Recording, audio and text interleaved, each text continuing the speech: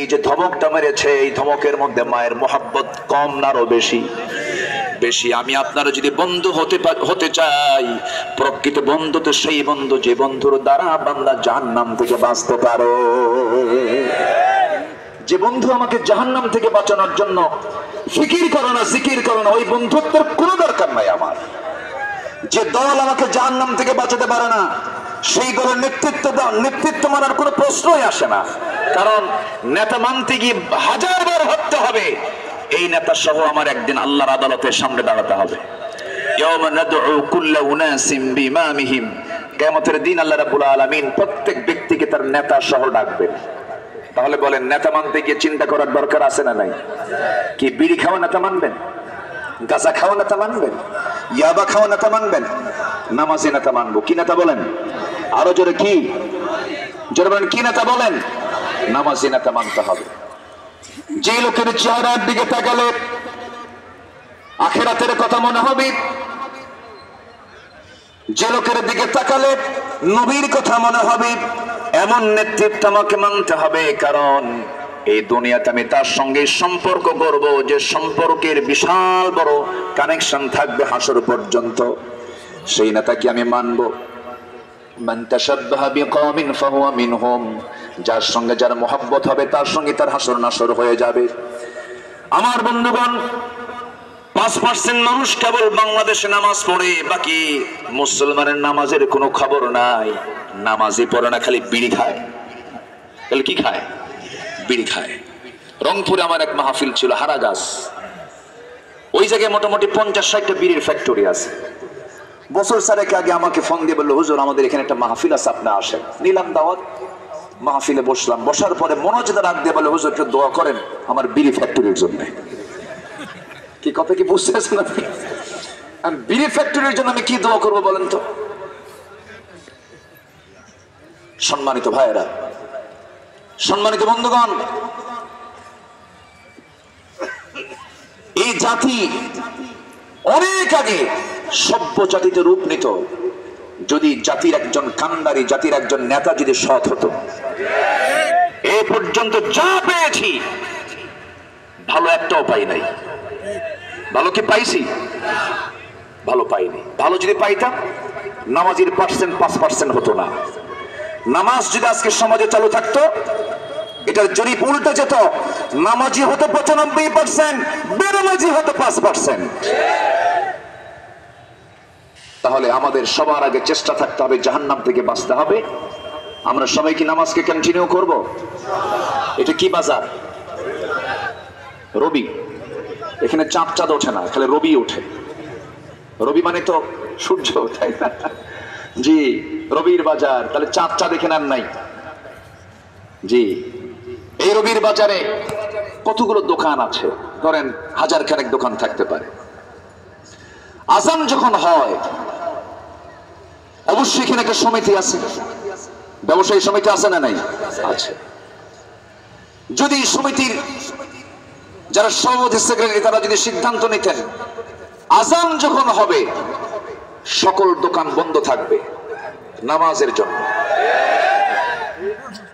বলেন এই ব্যাপারে কি প্রশ্ন একদিন হবে না? আচ্ছা, প্রশ্ন একদিন হবে না? সমিতি করছো, বহু কিছু করছো, বহু কিছু আনন্দ ভ্রমণ করেছো, জাফলং গেছো, কক্সবাজার গেছো, ঘুরতে গেছো, অনেক কিছু করতে গেছো। নামাজ কি কায়েম করছো নাকি? না, জাহান্নামে যা। কি কথা কি বুঝতেছেন আপনারা?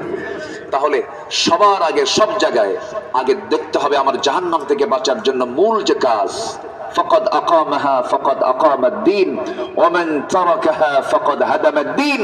যে ব্যক্তি নামাজকে কায়েম করলো সে দ্বীনকে কায়েম করলো, যে নামাজ ছেড়ে দিল সে দ্বীনকে ধ্বংস করে ফেললো। তাহলে এরকম করে করে প্রত্যেকটা জায়গায় নামাজ ভিত্তিক সমাজ গড়ে উঠুক। সবাইকে চান? সবাইকে নামাজ পড়তে রাজি আছেন? 5 ওয়াক্ত নামাজ পড়তে রাজি আছেন? কারা কারা একটু হাত তুলে দেখেন তো দেখি। জোরে বলি আল্লাহ, আরো জোরে বলি আল্লাহ। আমাদেরকে 5 ওয়াক্ত সালাত আদায় করার তৌফিক তুমি আল্লাহ দিয়া দাও। জোরে বলি আমিন, আরো জোরে আমিন, আরো জোরে আমিন। আল্লাহ কবুল করুক। নামাজের হুকুম আসছে একবার না বারবার? বারবার যেটা করতে বলে সেটার গুরুত্ব কমে না বাড়ে? বাপ ছেলেকে বলছে বাবা এটা করিস না, করিস না, আরে করিস না, বারবার বললে তখন সন্তান অ্যালার্ট হয়ে যায় না? বারবার বলতেছে খবর আছে। আল্লাহর নামাজের কথা বলেছেন একবার না বারবার? বারবার বলেছেন। আমার নবীজিও লাস্ট মেসেজ দিয়েছেন উম্মতকে, আম্মা জান আয়েশা মাধ্যম দিয়ে প্রথম লাস্ট মেসেজ, সর্বশেষ যে মেসেজ দিয়েছেন বিদায় হওয়ার প্রাককালে, সেটাও বলেছেন নামাজ। as-salat as-salat আইমা মালাকাত আইমানুকুম, নামাজ যেন আমার উম্মতরা না ছেড়ে দেয়। জোরে বলি সুবহানাল্লাহ। তাহলে সেই নামাজ আমরা পড়বো না ইনশাআল্লাহ? আরেকটা অপকর্ম যেটা করলে বান্দাকে আল্লাহ পাক ওই গাই নামক গর্তের মধ্যে ঢুকাবেন। আরেকটা অপকর্ম হলো فخلف من بعدهم خلف أضاعوا الصلاة واتبعوا الشهوات فسوف يلقون غيا। যে বান্দা নফসের দাসত্ব করবে, নফসের তাবেদারি করবে, ওই বান্দাকে মহান রব্বুল আলামিন সেই গাই নামক গর্তের মধ্যে ঢুকাবেন। মন যা চায় তা করা যাবে না। মন তো বহু কিছু চাই, গাড়ি চাই, বাড়ি চাই, নারী চাই, জেনা চাই, মদ চাই, সব কিছু চাই। মন তো খারাপ কিছুই কামনা করবে। আল মুজাহিদু মান জাহাদা নাফসাহ রাজানা মিনাল জিহাদিল আসগর ইলাল জিহাদিল আকবার। সাহাবায়ে কেরাম বললেন ইয়া রাসূলুল্লাহ, এত বড় জিহাদের ময়দান থেকে আবার কত বড় জিহাদের ময়দানের দিকে যাব? রাসূল বলছেন এই জিহাদের ময়দানের চাইতে বড় জিহাদ হলো নফসের বিরুদ্ধে জিহাদ করা। জোরে বলি সুবহানাল্লাহ। আমার বন্ধুগণ, নফসের তাবেদারি যারা করবে আল্লাহ রাব্বুল আলামিন তাদেরকে গাই নামক গর্তের মধ্যে ঢুকায়া দিবেন। তাফসীরে কুরতুবীর মধ্যে ওয়াত্তাবাউ শাহাওয়াতের ব্যাখ্যা দিতে গিয়ে সেখানে আরো 7 শ্রেণীকে অন্তর্ভুক্ত করা হয়েছে। আরো 7 শ্রেণী সেই জাহান্নামের গাই নামক গর্তের মধ্যে ঢুকবে। শুনবেন? আগ্রহ আছে তো? জোরে বলি ইনশাআল্লাহ। এত সুন্দর মানুষ আপনারা, আমার কাছে এত আনন্দ আমি ফিল করছি। সাদিক ভাই, আপনার এলাকার মানুষ তো খুবই প্রাণবন্ত, আমি খুবই আনন্দ পাচ্ছি। সিলেটের বহু জায়গায় আসি, কিন্তু কুলাউড়ার মানুষ যে এত প্রাণবন্ত, সেদিন কোথায় যেন সন্ধ্যাবেলা মাহফিল করেছে এরকম খুব উজ্জীবিত। আল্লাহ তুমি এই জনপদকে ইসলামের জন্য কবুল করো। জোরে বলি আল্লাহুম্মা আমিন। আরো জোরে আল্লাহুম্মা আমিন। সম্মানিত ভাইয়েরা, আরো 7 অপরাধ যাদের মধ্যে থাকবে তাদেরকে আল্লাহ পাক উপর করে জাহান্নামের এই গর্তের মধ্যে ঢোকাবেন। দুনিয়াতেও কিন্তু জেলখানায় স্পেশালি আবার যারা মানে বিশেষ আসামি যারা, তাদেরকে সেলে রাখে। কোথায় রাখে? জেলের মধ্যে। আরেকটা কঠিন জায়গা হলো সেল। 2018 সালে আমার একটু নিয়ে গেছিল সেই জায়গায়।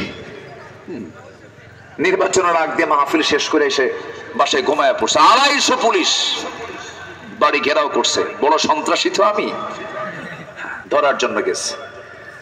তো আমারে ডাক দিল, হুজুর আসেন, গাড়িতে চড়েন। বললাম কেন? একটু চা খাবেন। কোথায়? থানায় চলেন। কে এত লোক কেন? খুঁজে একটু সম্মান করতে আসলাম। তো নিয়ে গেল, থানায় বসলাম। ওসি মহোদয়ের চোখ দেখে লাল। বললাম আপনি চোখ লাল কেন? দেখি যে চোখ দিয়ে পানি পড়ে। বললাম কান্দেন কেন? হুজুর আমি আপনার খুব ভক্ত। ভক্ত তো ধরছেন কেন? হুজুর শক্ত হতে বাধ্য হলাম। কেন? উপরের খুব চাপ। কি বলবেন হুজুর, চাকরি বাঁচান তো ফরজ। আমি বললাম ইমান বাঁচান তো নফল। শক্ত কইরা ধরে মামলা আরো কিছু যোগ দিয়া দিল কোর্টে চালান করে। কোর্টে নিয়ে গেল, জজ সামনে বসা, সবটা ফরম্যাট করা। আমার দিকে একটু তাকালো, তাকে একটু দেখলো, দেখে বলল জামিন না মঞ্জুর। দিয়ে পাঠায় দিল। জেলখানায় ঢুকলাম। বড় ফটক দিয়ে ঢুকেই দেখি সামনে এক মুরব্বি দাঁড়ানো, 80 থেকে 85 বছর বয়স।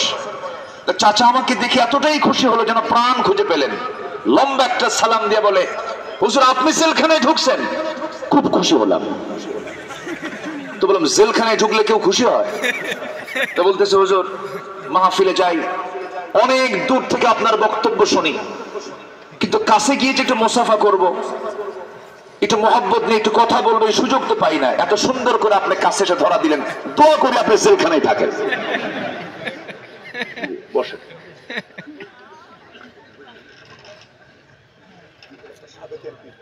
জি আলহামদুলিল্লাহ।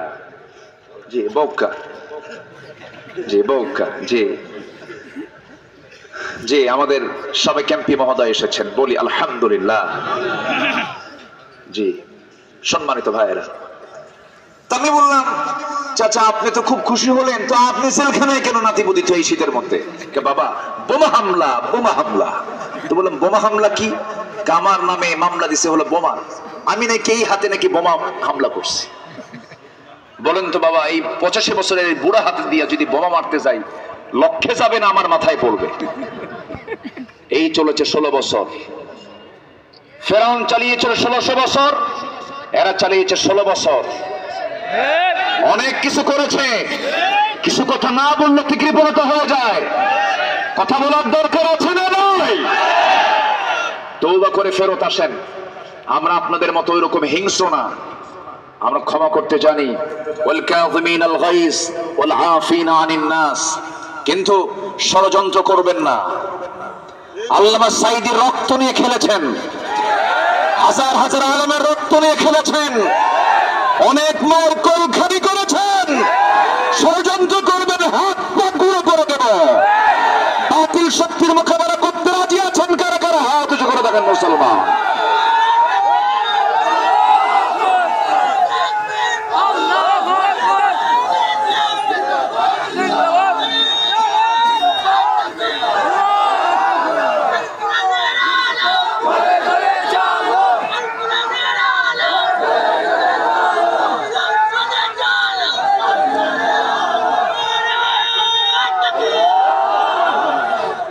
আল্লাহ কবুল করুন, জোরে বলি আমিন, আরো জোরে আমিন।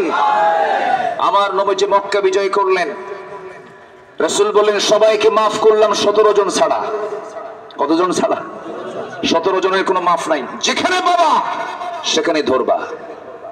আমার দেশেও কিছু চিহ্নিত অপরাধী আছে, তাদের কোনো ক্ষমা নাই।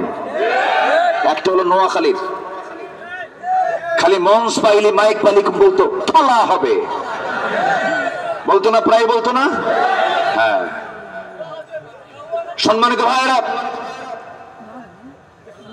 সম্মানিত বন্ধুগণ, আমার নবীজি ফাতে মক্কার দিন বললেন সবাইকে মাফ করে দিলাম।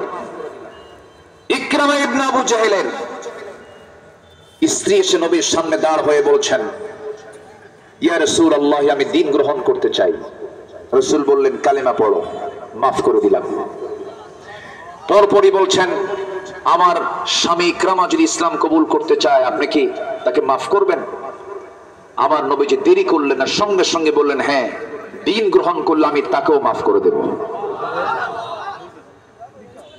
ইকরামা চলে গেছে ভয়ে, তিহামা পার হয়ে, তিহামা অঞ্চল পার হয়ে নদী পার হয়ে চলে যাবে। নদীর তীরে থাকা সেই নৌকার মাঝিকে ডাক দিয়ে বলছে, ভাই তুমি কি আমাকে নদীটা পার করে দেবে? কত টাকা চাও? যা চাও তাই দেব, আমি এই এলাকায় থাকা আমার জন্য রিস্কি। মাঝি বলে পার করে দেব, টাকা ছাড়া। টাকা নেব না, শর্ত আছে কি? কালেমা পড়ে মুসলমান হও। সুবহানাল্লাহ বলবেন না? উনি খুব লজ্জা পড়ে গেলেন যে এই এতদূর পর্যন্ত ইসলাম চলে আসছে। হতাশ চিত্ততা নিয়ে থাকলেন। এই ইকরামা এমন কোন যুদ্ধ নাই যে যুদ্ধ নবীর বিরুদ্ধে তরবারি খাড়া করে নাই। তার স্ত্রী এসে তাকে ধরলেন, বললেন যে রাসূল আপনাকে মাফ করবেন, এখনো সময় আছে, আপনি দ্বীন গ্রহণ করে ফেলেন।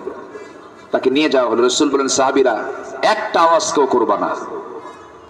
তার বাবা যা করেছে করেছে, ও যা করেছে করেছে, আমার কাছ পর্যন্ত আসতে দাও, সে কালেমা পড়ে মুসলমান হয়ে যাবে। জোরে কোন সুবহানাল্লাহ।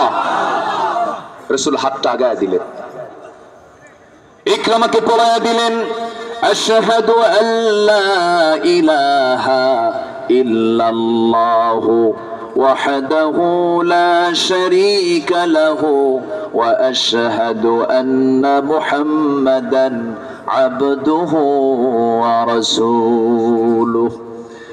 আমার নবীর সামনে রাসূল বললেন আরো কিছু আছে, তাদেরকে মাফ করা হবে না।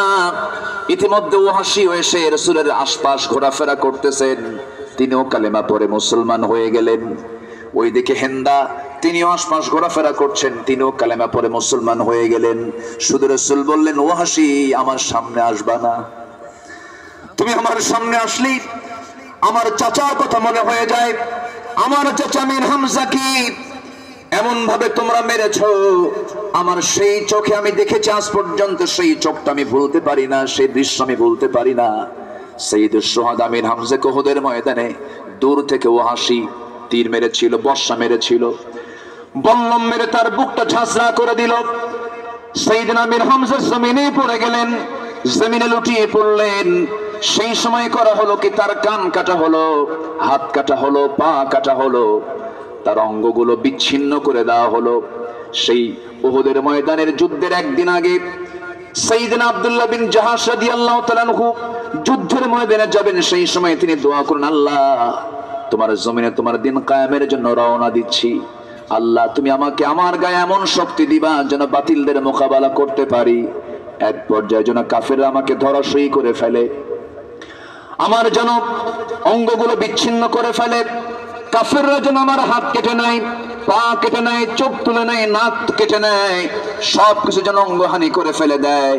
কিয়ামতের দিন যখন আমার এই অঙ্গহানি দেহ নিয়ে যখন তোমার সামনে দাঁড়াবো, সেই সময় যখন তুমি আমাকে বলবে ফিমা যদি আনফুক ওয়া উযুনুক, তোমার নাক কেন কাটা, কান কেন কাটা, সেই সময়ে বলবো আল্লাহ তোমার জমিনে তোমার দিন কায়েমের জন্য যুদ্ধে অংশগ্রহণ করেছিলাম, কাফেররা আমার হাত কেটে নিয়েছে, পা কেটে নিয়েছে, চোখ তুলে নিয়েছে, নাক কেটে নিয়েছে। আল্লাহ তুমি সেই সময় বলবে, ও আব্দুল্লাহ আজকে তোর কোনো হিসাব নাই, আজকে তোকে সোজা জান্নাত দিয়ে দিলাম। ওই যুদ্ধের ময়দানে সবচেয়ে ক্ষত বিক্ষত দেহ নিয়ে দুনিয়া থেকে বিদায় নিয়েছেন দুজন সাহাবী, আমির হামজা এবং আব্দুল্লাহ বিন জাহাশ রাদিয়াল্লাহু আনহুমা। এই দুজনকে যখন রাসূল সামনে পেলেন, নবীজির কপালে তখন ব্যান্ডেজ লাগানো, নবীর সামনের দুটো দাঁত নাই। আমার নবীজি চরম আহত অবস্থায় জানাজা সম্পূর্ণ করে বললেন, সাহাবীরা আমার আব্দুল্লাহ বিন জাহাশের লাশ আর সাইয়্যিদুশ শুহাদা আমার চাচা আমির হামজার লাশকে তোমরা একই কবরে দাফন করো, কারণ এই দুইজন কিয়ামতের দিন একসঙ্গে উঠবে। যেরকম সুবহানাল্লাহ। এত বড় ক্ষতি করার পরেও রাসূল মক্কা বিজয়ের দিন বললেন, হিন্দা আপনি আমার সামনে বসবেন না, আমার চাচার কথা মনে পড়ে যাবে। ওয়াহশী অনুতপ্ত হয়ে মনে মনে চিন্তা করলেন, একজন ইসলামের মুজাহিদকে আমি দুনিয়া থেকে বিদায় করেছি, এর বদলা কি হতে পারে? একজন ভণ্ড নবীকে ওয়াহশী দুনিয়া থেকে বিদায় করে তার বদলা নিলেন। আমার বন্ধুগণ, আমার ভাইয়েরা, কথার তো কোনো থা নাই। বহুদিকে চলে গেছিলাম আমরা, মূল লাইনের দিকে চলে আসি। জাহান্নাম থেকে বাঁচার জন্য নাম্বার 1 কাজ হলো আমরা নামাজ ছেড়ে দেব না। মন যা চাই তা করা যাবে না, মন যা চাই তা করব না। আমরা আল্লাহ যা চান তাই আমরা করব, নফসের বিরুদ্ধে অবস্থান নেব। নফস ভালো কিছু চায় না। ইমাম কুরতুবী তার তাফসীরে লিখেছেন, আরো 6টা সাত্তব কর্ম যার মধ্যে থাকবে তাকে গাই নামক গর্তের মধ্যে ফেলে দেওয়া হবে। নাম্বার 1 হলো যে জিনাকার, জিনা করতে করতে পাকা হয়ে গেছে। নাম্বার 2 হলো যে মদ্যপায়ী, মদ পান করতে করতে বুড়া হয়ে গেছে, মদ খাওয়া ছাড়ে না। এমন লোক তো মনে হয় বাংলার জমিনে নাই। নাম্বার 3 হলো যে সুদখোর, সুদ খেতে খেতে সুদটাকে জায়েজ মনে করে।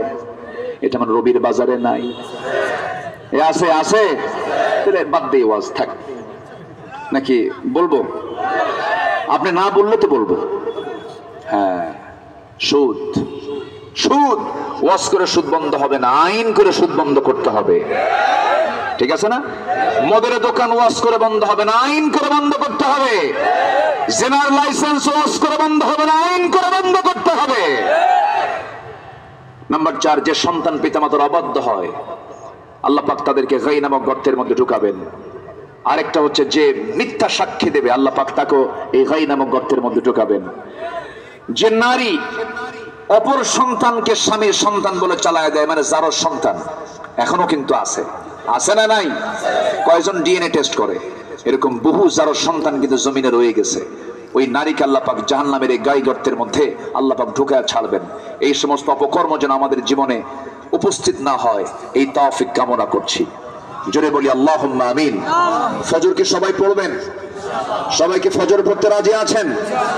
ফজরের আগে কিন্তু শয়তান আসে, আবার ফজরের আগেও আল্লাহ আসেন। সুবহানাল্লাহ বলেন।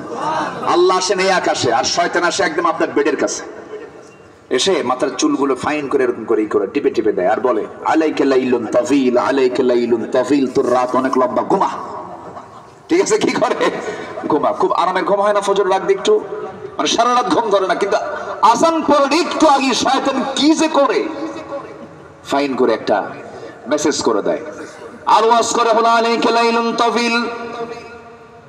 সহিহ হাদিস আসছে, এই কথা যখন বলে ওই সময়ে যদি কোনো বান্দা, শয়তান ওই সময় 3টা গিট মেরে দিয়ে চলে যায়, 3টা গিট মারে।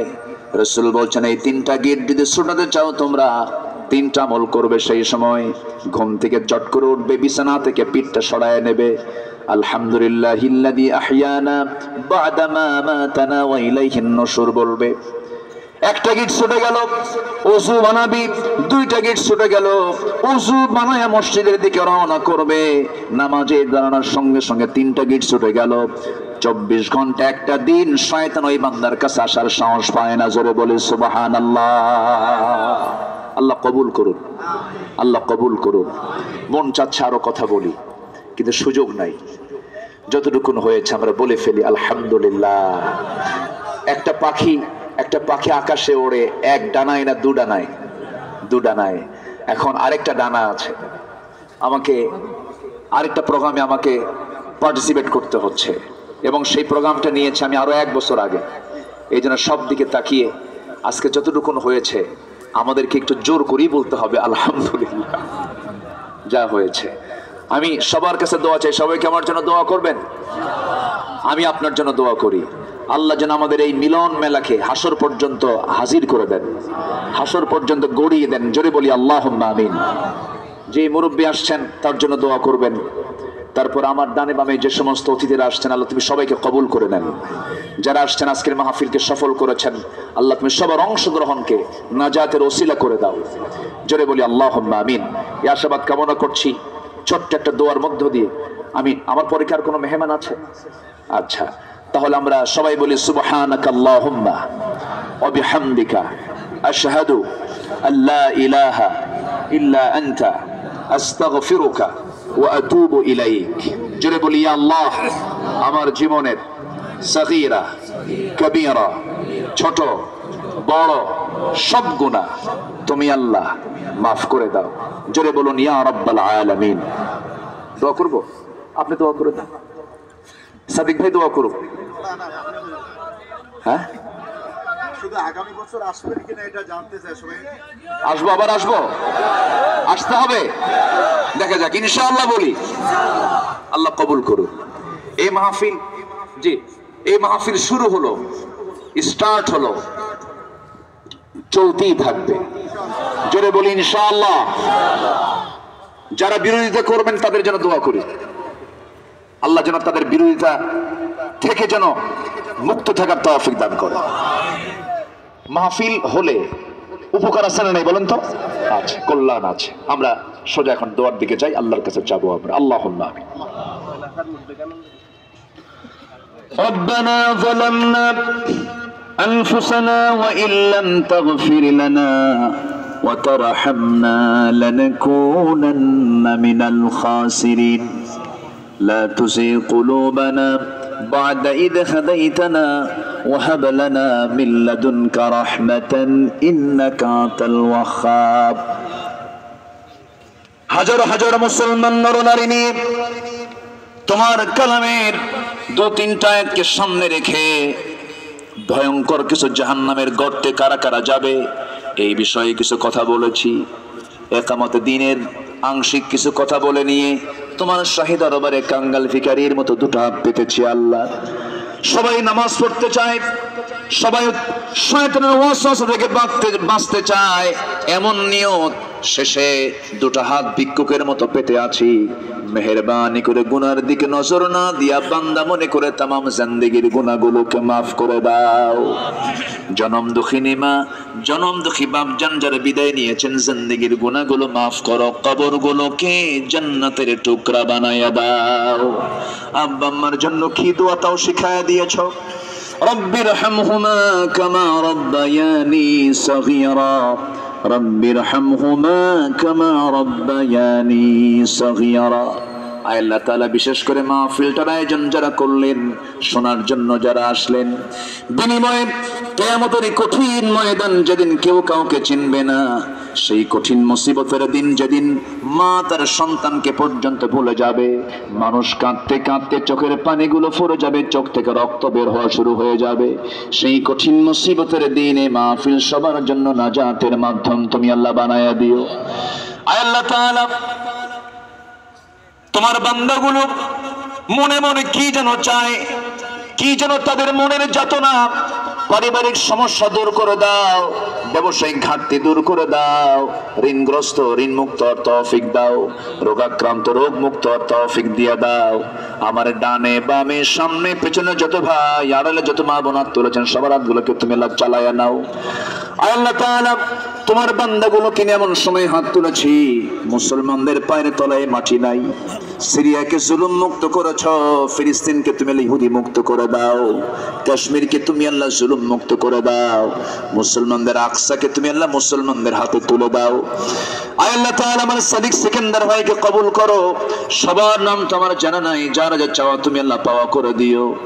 একদিন তো দুনিয়া থেকে বিদায় নেব রে, একদিন সংবাদ সবার কানে কানে চলে যাবে আব্দুল্লাহ আমিন নাই, সাদিক সিকান্দার নাই, আব্দুর রহমান নাই, আব্দুল মালিক নাই, আব্দুল জব্বার নাই রে। সব একটু চোখের পানি ফেলে ফেলে কাঁদবে, জানাজায় হাজির হবে, বিদায় দিয়ে দেবে, কিন্তু কেউ আমাকে আর ডাকবে না। কবরে রেখে আসবি, 24 ঘন্টা যাবে না মাথার চুলগুলো খসে খসে পড়বে, 3 দিন যাবে না চামড়াগুলো গলে গলে পোকার পেটের খাবার হয়ে যাবে। মাত্র 3টা দিন চলে গেল, 7টা দিনের মাথায় পেটের নারী ভরে সব চোখ মুখ কান নাক দিয়ে বের হওয়া শুরু হয়ে যাবে, কিম্বুত কিমাকার চেহারা হয়ে যাবে। এই রূপ এই যৌবন সব মাটি খেয়ে শেষ করে ফেলবে। মাথার চুলে শ্যাম্পু কাজে আসলো না, চামড়ায় কত তেল সাবান লাগালাম সব পোকার পেটের খাবার হয়ে গেছে। আল্লাহ গো, 3 মাস পর কবর খুঁড়ে যদি দেখা হয় কয়েকটা হাড় ছাড়া কিছুই খুঁজে পাওয়া যাবে না রে আল্লাহ।